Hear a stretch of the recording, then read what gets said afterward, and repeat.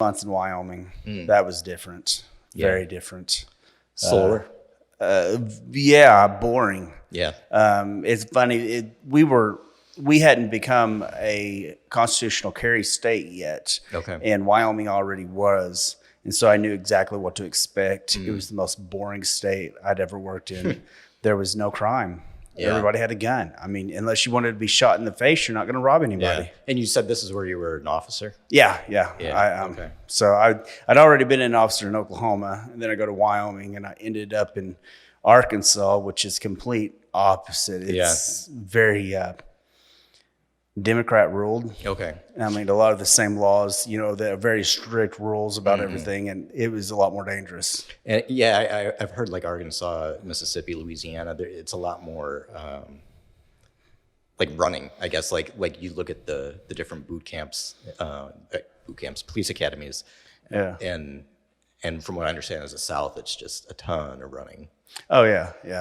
I hate running. That's why I carry a taser. It's like if you see me running, you probably should be running too. Yeah, you. I don't run. No, it's not. God did not intend me to run. That or fly. Fly. Yeah, I hate flying. Okay. I mean, it's all right. It's just the idea of being stuck next to somebody. And then I had to wear a mask for the first time in a year and a half, 2 years I ever wore a mask. Yeah. For longer than 3 seconds. I mean, a doctor makes me wear one, then they tell me to take it off because my blood pressure shoots up to 178 over 128. Yeah. And but I had to wear a mask for 3 hours straight. Yeah. Wow. Yeah, I wanted to punch somebody. When I was coming home from Afghanistan in 2009, I was stuck between two. I mean, not like huge guys, but they were overweight. But the flight is like 24 hours. Yeah. One of the guys was going home because he was getting court-martialed because he had been using steroids in theater and like so he would get like aggressive, real easy. And like I saw it. I mean, just in the one day that I was sitting next to him, like I could tell. Wow. Like something was going on. He must have been really pushing the roids because I mean, you have to. It's kind of a myth that you start taking roids, you're automatically going to get roid rage. It just exemplifies what you already have. Yeah, he was stacked. Like he was a stacked guy. Yeah. So I've been doing roids for about 20 years. If you can't tell. Yeah, I thought about it once, but no, it's not for me. Yeah, it'd probably make me more angry. I don't want to be punching people in the face. I am. So when'd you get out? So I got out 2010. Is kind of what I say as it actually went into 2012, but the 2 years was just maintenance, just inactive reserves. First, let's back up. What's your name? My name is Danger. Danger. My name is Danger. That's a killer name. Quite literally, actually. Yeah. Been even cooler if you were like a explosives expert or something. Well, that's part of it. Is like I tell people, most of the time people are introduced to me by proxy, so they haven't seen me in person, and so someone will talk about Danger, and usually someone will be taken aback and say, "Oh, Danger," and so they get this mental image of like this big grizzly man. Yeah. And when they meet me, it's a disappointment. It's like, man, you can't kill a bear. Like I had that same problem. But that's kind of the point of the name is Danger isn't about your stature or what you look like. It's about who you are inside and your willingness to run towards the things that most people are afraid to do. Mm-hmm. So the most cowardice people were that big grizzly Adams type, and I have no respect for cowards. I don't. Yeah. One thing that was taught, and I can attest, I've seen it personally, that when I was in the academy, there was a story of 2 different officers. One of them was a female that was like, they said about 4'11", 5 foot, maybe 100 pounds soaking wet. This was back in the 80s. There was somebody walking past her with a big boombox on his shoulder, goes past her, comes back, and then shoots her 7 times, point blank. Jumps in, pushes over on top of her gun on her right side, and begins to drive off. Well, she eventually gets to her gun and shoots him point blank, gets out, survives, walks out, and then stays in the force. Another story of another guy, officer, gets in a shootout, gets his pinky shot off, and dies instantly. Whoa. Because, which it makes sense. We hear about them couples that die together because, heartbreak. It could be the opposite. I mean, you just will yourself to death. I mean, I believe I'm invincible. Yeah. Can't kill me. I thought you were going to say that he was inseparable from his pinky, and that's what. Oh, it might as well be. It might have been his favorite finger. I don't know. But, some people are like that. They just, and unfortunately, I think most, especially when, and I hate starting out like this, but when I became a Christian, I realized a lot of Christians are cowards. Mm-hmm. They speak highly of this holy roller attitude and stuff, but when it comes down to it, they don't stand up for each other.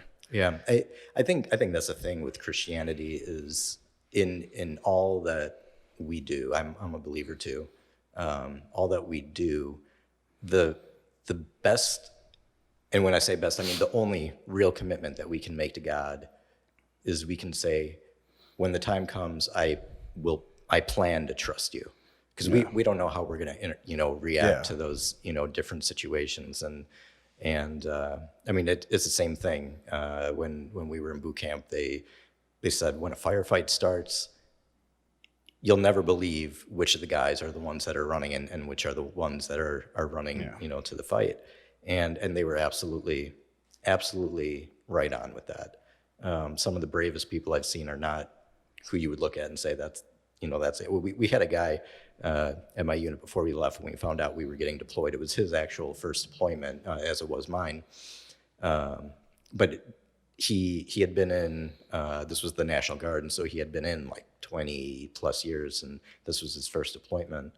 And I mean, he had a breakdown, a months-long breakdown, and I think ultimately they ended up not taking him just because it was going to be a liability in country. And I mean, it was just a big burly guy that had 20 years experience, and just even the thought of going, there wasn't even a firefight yet, and he couldn't do it. And so you don't know until it actually happens. Yeah, I've always had a seven. Everybody has a saying. Sorry, I mumble a lot. Everybody has a plan till they get punched in the face. Yeah, that's I believe that's Mike Tyson. I hate that you said that. I don't like Mike Tyson. But whatever. I'm that guy that doesn't like him. There was a 90s ska band. The name escapes me, but their most famous lyric was, "I'm not a coward. I've just never been tested." I like that. I do. It's a good band too. You ask me any other time when a camera's not in my face, I'd be able to tell you who they are. Yeah. That's funny. I don't hardly remember the 90s. I was drunk a lot. That's how my personality either developed or undeveloped in the 90s. So tell me a little about. Yeah. Could we go with Azim? Yeah. Yeah. Let's go with Azim just for safety. Do you need to say it again? No, you can say it. Okay. I'll let you take the lead. Okay. So I had an interpreter reach out to me a few months ago. I say a few months. It was probably only 1 month ago, maybe 2 at this point. It just feels so long ago. But he was asking, how I get my SIV application in. The SIV application is the Special Immigrant Visa that I believe it was Obama put it in place in 2009. It was specifically for interpreters. And it was kind of like a dangling carrot that we gave them. Say, you work with NATO forces, we're gonna let you come to the U.S. and you can be a citizen. We're gonna take care of you, not leave you stranded. Exactly. That was the idea. Yeah. And we.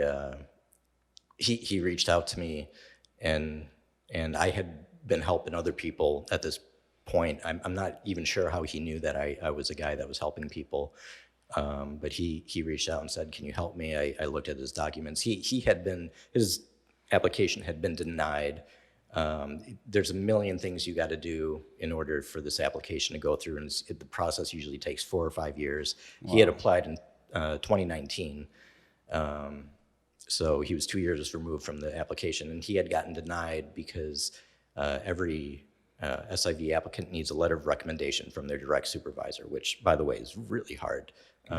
You know, when you get a commander over you, and then he leaves the country. I mean, you know, unless you thought ahead and thought, I might need a letter of recommendation for him. And for Afghans, like, letter of recommendation isn't always like it's kind of like a Western, you know, idea that, you know, someone would have to vouch in that specific way. So anyway, he did keep in contact. He had gotten a letter of recommendation, but the letter of recommendation did not include the sentence, I was his direct supervisor. And so because it lacked that one sentence, it's a requirement that it's a direct supervisor that writes a letter of recommendation. Because he didn't have that one sentence, he got denied. Wow. And so he's stuck in Afghanistan because of that one sentence being missing from his application. Leave it to legalism. Yeah. Yeah, so he had reached out to me and you know, wanted some help with the appeal process. I started working with him a little bit, but you know, that's when everything hit the fan. The Taliban started taking over pretty rapidly at that point. He had contacted me. I think we're talking a 2-week buffer between the time he contacted me and when the Taliban started rushing back in. They took over his compound, and when they did that, they got all of his SIV paperwork. And so they have his name. Luckily, his address is not on it. He had moved since he had started the application process, which is really good because they could have just come to his house. But yeah. But they have all his information. They know that you know, he was an interpreter for NATO, and and so we both, like, it was a hard conversation, but we both kind of came to the understanding, like, you're dead if you've got our withdrawal deadline is August 31st. If Azim is in Afghanistan after August 31st, he's dead. He knows it. I know it. Taliban knows it. Yeah. And so that's just where we're at right now. Wow. So he's I mean, just the fact that he talks to anybody on the Western world. I mean, the Taliban already marks him. Yeah. Yeah. It's, you know, the Taliban, for talking to a Westerner, you know, they don't like it, but you know, you're talking about someone that like dedicated, like, service to American forces. He worked with Americans and British, so it's kind of a double whammy with that. So yeah, I mean, he knows he's got to get out. And so when everything started happening, and he was in hiding, actually. So after the paperwork, his compound got hijacked. His compound was outside of Kabul, from what I understand. And so he fled to Kabul, where his apartment was, and he's basically been in hiding. When the fall started happening, I reached out to him and said, "Hey, I know we got to dead end last time. What's going on? Like, where are you at?" And he said, "Man, I'm in hiding. Everything's been really bad. Can you help me?" And I said, "Probably not, but let's give it a try." Yeah. And so we've been working every day. I've been talking to him, just trying to figure out some way. And the problem is it's more bureaucracy is what the U.S. is telling him to do. It's, you know, fill out this form, send this email, call this number, and it's all the stuff that we've been doing. SIV program started 2009. We haven't been able to figure it out in 2021. So, you know, in 12 years, we haven't been able to get it done. And so the thought that we can accomplish in, 2 weeks, less than that, what we haven't been able to do in 12 years is just not going to happen. And so I told him, like, this isn't going to get you to safety, you know. So we'll do all the things. We'll do what they're telling us to do. So sure, fill out that email real quick, make that phone call, whatever.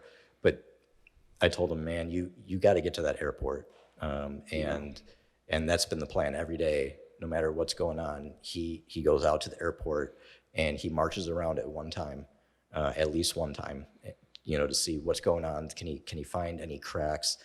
Is he seeing any large crowds gathering?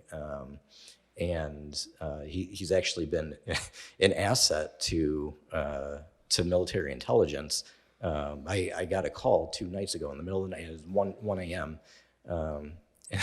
And they called me to find out the intelligence that my interpreter had found out.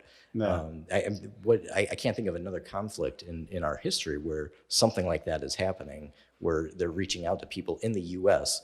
to say, what is your guy got for us?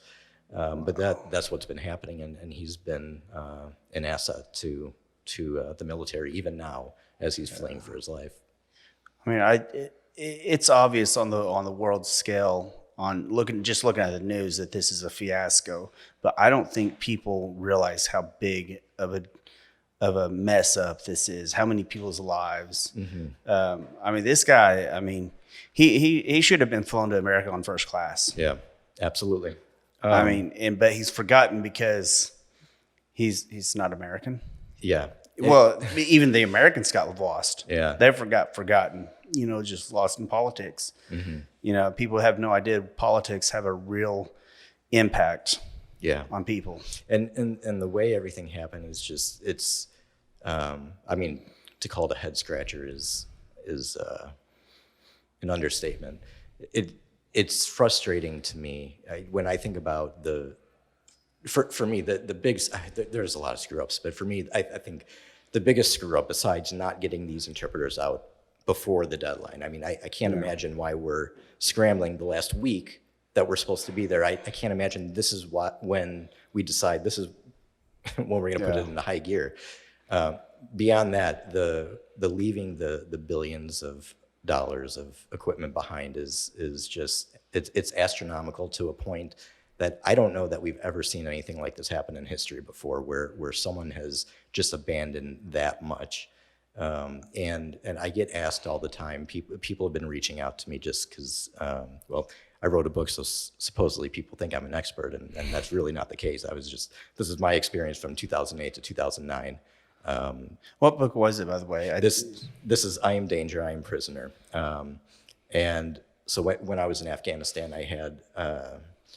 I'd been sending emails home to loved ones and just kind of telling them, hey, here's what's going on. Here's the mission that we've been doing. Here's some stories from some people. And I'd send it to a few people, and then more people were saying, hey, can I get on your email list? And I was, sure, I know you. And then the email list started getting sent out to strangers and then forwarded on to other strangers. And so it just kind of had a snowball effect. And when I got home, people were telling me, you should just probably compile this and put it into a book. And so that's what I did.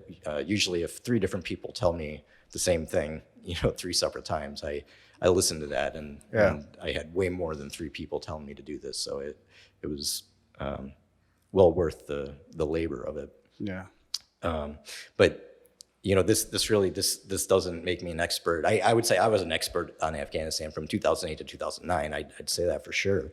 But we're talking 10, 11 years have passed since then, and so I don't know how everything is now like I did back then. But I think the principle remains. We're looking at weapons, night vision goggles. I think we literally left tanks behind. See, to be completely honest, when I'm looking at when people leave stuff like that behind, imagine if that was left behind at a camping ground. Mm-hmm. We would assume it's on purpose. Mm-hmm. I don't look at it like it was an accidental leave behind. I just can't believe that. We can't be that stupid. Yes, they can be that stupid, but I don't want to believe it. Mm-hmm. I mean, we look like a bunch of idiots. Yeah. You have I was listening earlier, a British general actually said that he doesn't think Biden should be impeached. He should be court-martialed. And I can't deny that. I mean, we had good people that died. Mm-hmm. We had bad people that died, but we had children that died. Right. Just yesterday, that explosion that you texted me about was a suicide bomber. Yeah. And I got to see, and there was one of the people that died was the child. Mm-hmm. all because somebody wanted to pull out too quick. Yeah. So I'm not at the point where I think it was on purpose. I can't, just because I don't see any evidence for that right now. Yeah. I hear what you're saying. I mean, the whole thing is a head scratcher. One thing we got hit over the head with when we were in training before Afghanistan was one of the common mantras was the Taliban is not stupid. Yeah. They're just lazy. And I thought about that a lot when I was in Afghanistan, and I found a lot of times that to be pretty accurate. But I think it's pretty accurate of the U.S. too. And It's human nature. It's human nature, yeah. And I think the leaving the weapons behind. It was stupidity, but I think there was a lot of laziness involved in that, where people were just so fatigued of the war that it was like. There's some psychological concept where you're on a diet for a week, okay, 7-day fast or whatever. Yeah. 6 days and 21 hours into the diet, you've almost made it, and then you see a piece of pie, you see the light at the end of the tunnel, and you say, I only got 3 hours left. I pretty much did it. I can just have that cake now. And I think we're kind of looking at a similar thing where we'd been in here for 20 years, and at the end of the day, we saw this light at the end of the tunnel. It's like, oh, we're only here 3 months. Why are we here 3 more months? Let's just kind of check out now. It goes against all the warrior ethos that every branch, not I was Army National Guard, but this is every branch that has this violates what we were taught. Yeah. Yeah, I'm unfortunately not educated enough to, and it's outside my pay grade.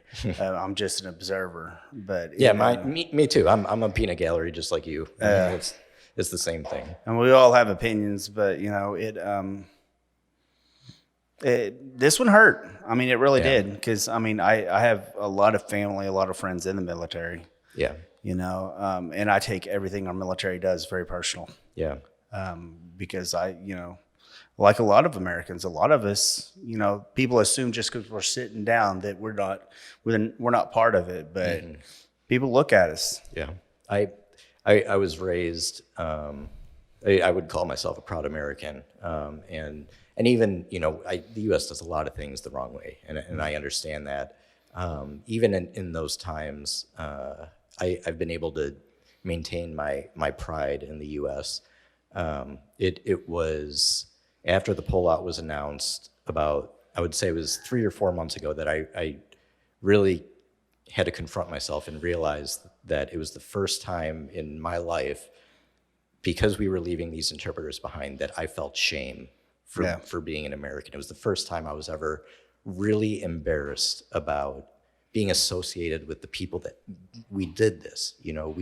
We left these guys to die, and that like you said, it's personal. Like that was a hard thing to have to reconcile. And I don't think people conceptualize the death. I know you had showed me a picture of an interpreter that did get caught, and it's not just a regular death. Yeah. I mean, they make a point. Yeah. They photograph the point. They make sure everybody knows that they're serious. Yeah. I mean, it's almost like dealing with an MS-13 gang. I mean, because you have that kind of childlike torture. Yeah. That they kind of gleefully do. They want to. I mean, that's what watching them on TV. I mean, watching them on the news, Instagram, social media. I mean, they're like a bunch of children. They don't understand, because to them, life and death is not like a lot of people see it. Yeah. It's not another life. It's somebody that's not worth anything. Yeah. And I think when you look at the Taliban is largely uneducated. My guy Azim, marching around the airport, he's got in his pocket a fake visa. It's written in Dari, the language there, and English. It doesn't have his name on it. It's not a specific visa or anything, but a lot of people have been getting into the airport with that fake visa because the Taliban can't read or write. And so when you're living in a culture where the people in charge can't even read or write, how do you enforce your laws? You can't use theory. Like, theory doesn't work. Yeah. So what you do is you behead people and you put their heads on stakes. That's how you get the message across. And it's barbaric, but that's what happens when you don't have an educated society. Fear is honestly, and even an educated society, fear is the biggest influencer to get people to do what you want to do. Look right now. I mean, people are scared to death of everything. Yeah. I mean, you can't do anything. I mean, I've flown on a plane and wore a mask the whole time when there was an email that completely turned around and said that they don't work, but nobody cares about that because they're already scared. And once you put that fear in somebody, they forget everything else. Yeah. And, that's bring it back to Christianity again. When I became a Christian, that's one of the reasons why I when I read the words, that I felt something, because that's the way I've always felt anymore. If you're truly not scared of something, if you know where you're going to go, if you know what's going to happen when you die, why would you be scared? I mean, how can somebody control you if they can't make you scared? They can't control you. And that's why people don't. That's why the whole anti-vax. A lot of people don't like the anti-vaxxers because people that don't want the vaccine, you can't scare them. They're like, oh, well, you're going to die. Instead, it's guilt. Oh, you're going to get this person to die. And Taliban does it too. If you don't do this, if you don't teach us how to fly these helicopters, we're going to kill this family. It's using a fear of some sort. Yeah. And you've got to take that fear away from other people. And, unfortunately, we're handing that fear to them. Yeah, and it's worked. I mean, Azim sent me plenty of pictures. He's been sending me pictures throughout the past week, and every day the airport is just staggering how crowded it is. Yeah, it's like everyone in Kabul's there. Kabul is how you pronounce it. I say Kabul. Whatever. Yeah, I keep on wanting to say Kabal. Yeah. I'm uneducated myself, so Mortal Kombat fan. Yeah, I get that.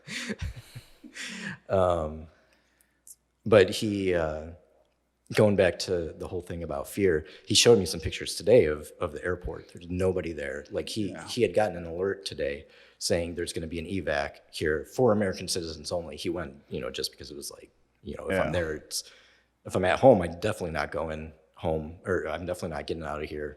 If I'm at the airport, at least I have a chance. Yeah. So he went, and there was just about nobody there. Everybody's afraid and at home, and I mean, of course, that makes sense. Yeah. But it's like a ghost town now. What kind of rights do Afghans have? Like we have rights that we know, like we have the right to bear arms, we have the right freedom of speech, stuff like that. What kind of rights do they have? Well, I think a lot of that was getting set up in the past 20 years because I believe before the Taliban there wasn't a constitution in the same sense that we have one, and here I am showing my ignorance because I'm not entirely sure if the Taliban, I'm pretty sure that there's no like Bill of Rights or anything like that, but I do know that when I was there, and so this is 7 years into the nation building, that was an aim, was to give people the right to vote. Is an example. That was a big one that we wanted to push, and I had been there during an election year, and so maybe that's why I know it so well. Is just it was so prevalent at that time. But, women's rights is another thing, and obviously we're seeing that kind of collapse on itself as well.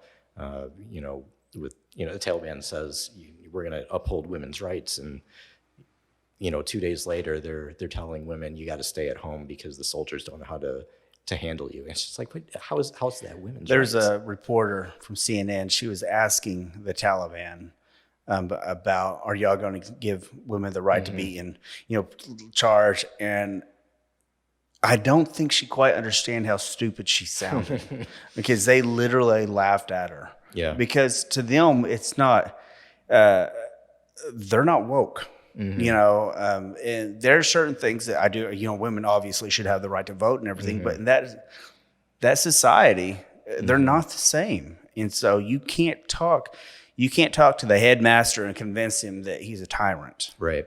and I, it's sad. The women, there was I was reading an article where this famous singer over there, she actually got flown out in time to an undisclosed place in America.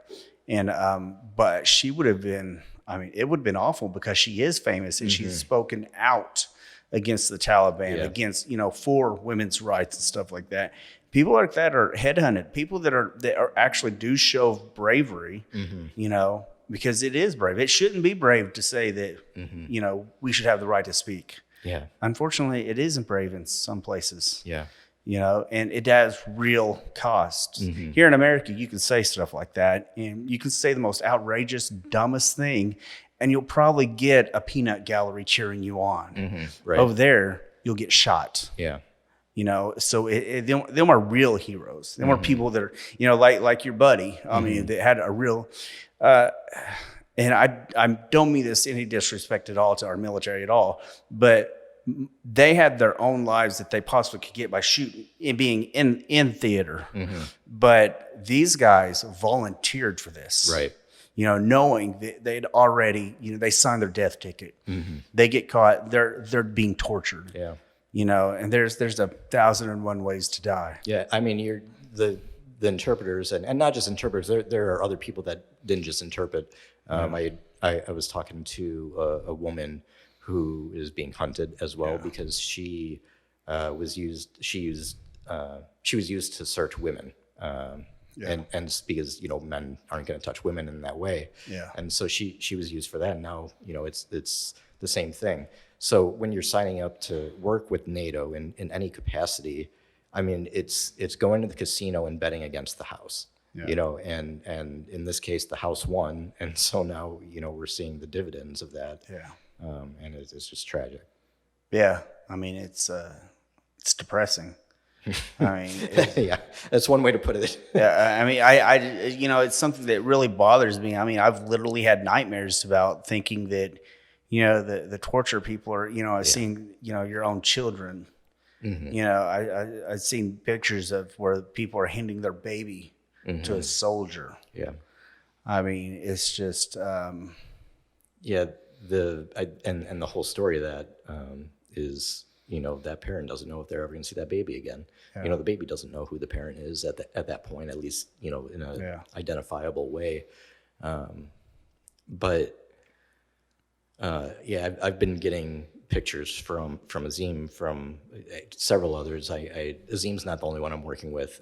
He's the one that I've invested the most at this point, that's still in Afghanistan, but I've been getting a lot of pictures, and the picture of the child being handed over the fence is one of the least heart-wrenching compared to some of the photos are just so gruesome, and they also involve children. And it's defeating. This has been one of the most emotional weeks of my life. Yeah. You mentioned, I probably should have asked this at the very beginning. That you're part of an organization. What exactly do you do? Just kind of clarify for everybody else that's watching. Part of an organization with the interpreters. Start with there, and then what did you? Obviously, what do you do now that you're back in the States? So with the interpreters, the organization that I've worked most closely with, and I'm going to say this, and everyone's going to know who they are because they're excellent, is No One Left Behind. Yeah. It's a nonprofit that was created by a guy named Matt Zeller, and what they've been able to achieve is astounding. If it weren't for them, we'd have far less interpreters that had made it to the United States.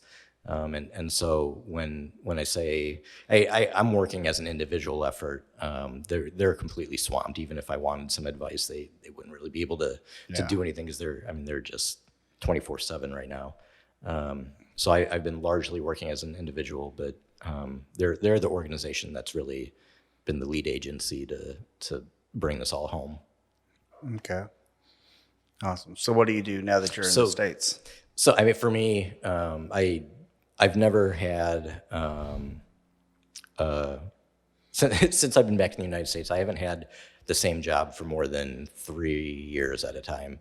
I hop around, and what I really like to do, and what I've been passionate about since I've been back is continuing to write. When I wrote my first book, it kind of unlocked something in me, and I have not been able to stop writing since then. I've published 2 other books besides the first one. Yeah. I'm working on a third right now, and I've got an idea for about 17 more. Oh, wow. I'm not going to be able to finish them all in this lifetime, but I just love to write now, and mainly nonfiction. I like to tell true stories that people have gone through.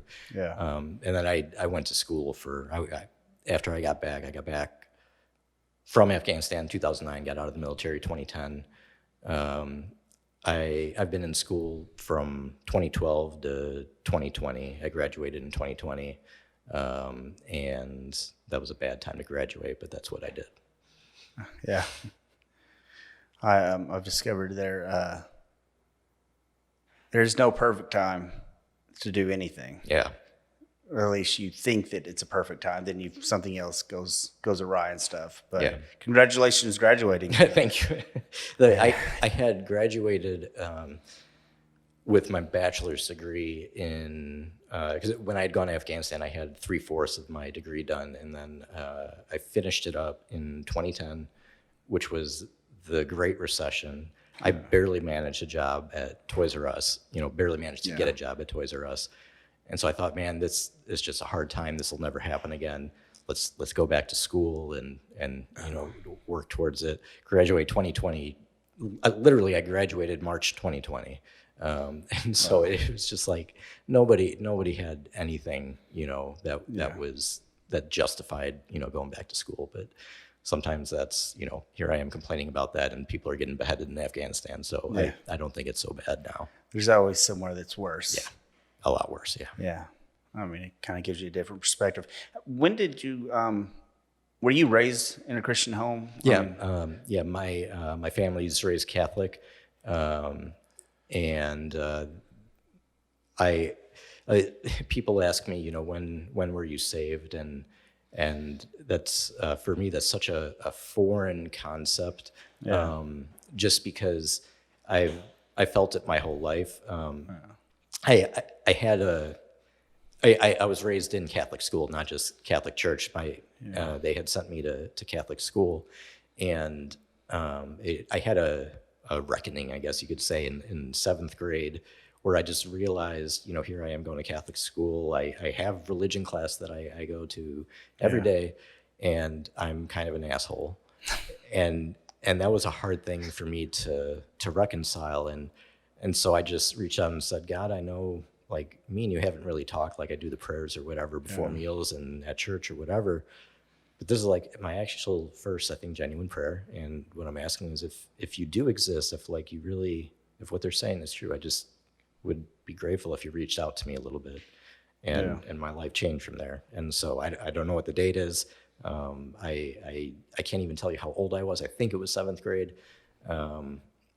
But I would say that was the time that I was saved, because that's when, for me, being saved means, entering into like real relationship with God. And I would say that really started that day. It was when I said those words, it felt like God was just standing there saying, I've been waiting for you to invite me into that, in that way.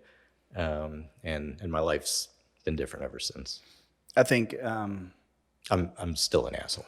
No, I agree. Well, not that you are, but I am. So, I mean, I used to hate that. I thought that made me, an anti-Christian or something because of it. And one of my best friends who helped me become a Christian, who I realized that Christians aren't so perfect and everything, because that's the way Christianity made it seem like. The spoken Christians were the ones. It's like talking to the Pharisees. They're like, you have to do this and this and this and this. I'm like, that's not the way it works. Yeah. And I hate asking people, well, so when were you saved? That's why I don't ever ask that, because I think it's a very stupid question. Because one, we don't know. We think Right. You know, oh, I said the magic words at this time. Right. That's not how it works. You know, when did you feel like you had a relationship with God? You know, because that's when you, that's what I try to explain to people, because I don't try to convert anybody. My job is not to convert you. That your salvation is between you and God. I'll tell you what he's done for me. I tell you how it's made my life better. And that's why I'll talk to people about it and stuff. I was like, well, you know, your eternal salvation, that's between you and God. You know, people, I think saving is about now, you know, because your life does get better. My life got better. I mean, all the chaos things it's you know, like an explosion happening and the universe pops up.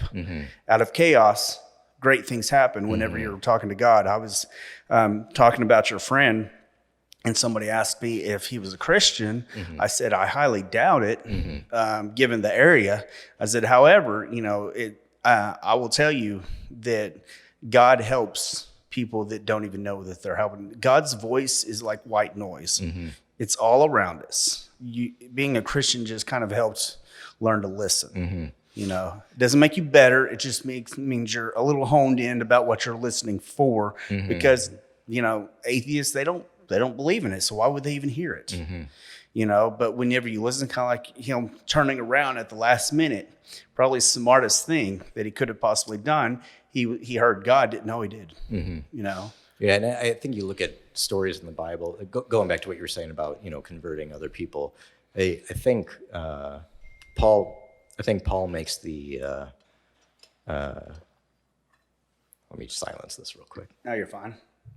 My phone was going off a while ago, so. Going back to what you were saying about converting people, I think that's definitely the rap that Christians get. But you look at the Bible, and I think specifically about Paul's epistles. He talks about, you know, planting the seed. Apollos watered that seed, and God made it grow. And so I think that really speaks to the fact that it really is not our job to convert. Our job is to plant that seed. Jesus didn't say convince people of the gospel. He said spread the gospel, tell the gospel. And so I think that is the most important thing. And your bit about you know, God speaking to you, not even knowing it. I look at the story of Jesus being born.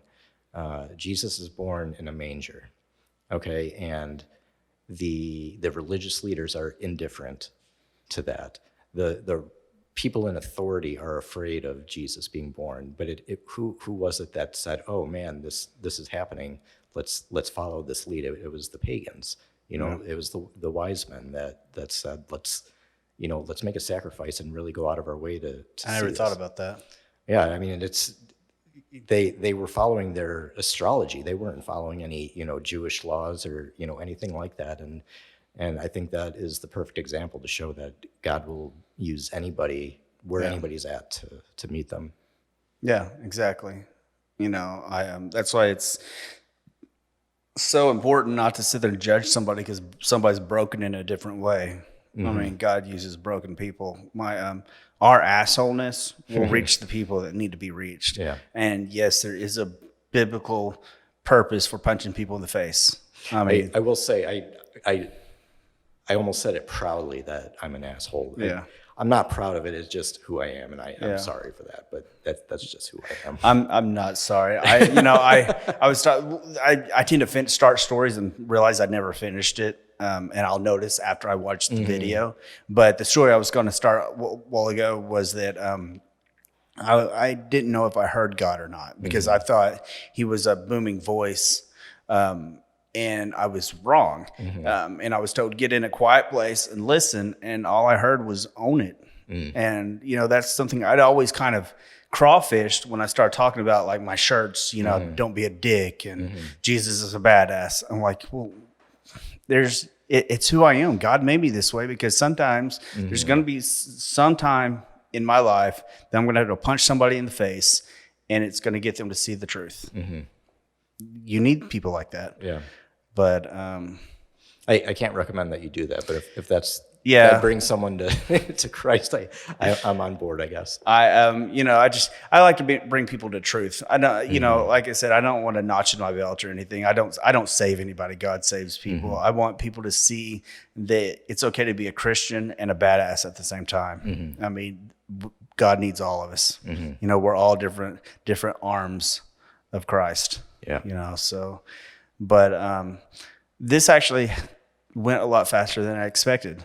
Okay. But I was half asleep, unfortunately. I've been in Michigan all last week and stuff. So It's been a wild week for me too. I'm not running on much sleep here. yeah, and I don't think meth is legal yet. No, I wouldn't do it anyway. It's probably for the think. best. It's not my cup of tea. But I appreciate it. Is there a link that I can put in a description that people can order your book and stuff?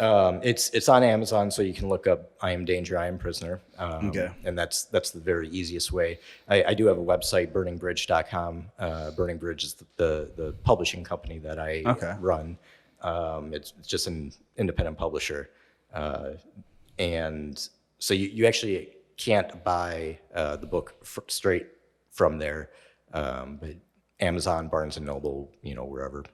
You Google Danger Geist, and there's not a ton of others of us. So Yeah, no, I've actually never even heard the last name Geist before. yeah, it's like Poltergeist. So. Yeah, the name that actually popped in my head was Poltergeist. Yeah. I was like, I'd literally name my son Polter or something. Yeah. His name's Poltergeist. I think that was a discussion between my parents for a very little while. Well, it's probably good that they didn't name you that. Yeah, my dad was more on board with Van. Van? Yeah, but it didn't work out. Yeah, no. Nobody likes vans. Some people like vans. But anyways, I appreciate it.